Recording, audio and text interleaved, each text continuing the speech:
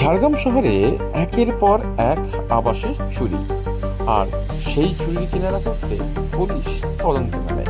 কিন্তু একই অবস্থা, কেউ চুরি করে অভাবে, আবার কেউ পেটের জ্বালা মেটাবার জন্য, আবার কেউ করে নেশাতে। চুরি তার নেশা।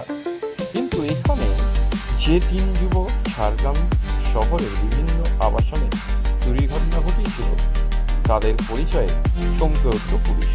কারণ সকলেই উচ্চ শিক্ষিত, কেউ মাস্টার ডিগ্রি তো কেউ বিকম পাস করেছে। তিন যুবক তিনটি শহরে, একজনের বাড়ি 24 পরগনায়, অন্যজনের বাড়ি বর্ধমানে এবং অপরজনের আরেকটি জায়গায়।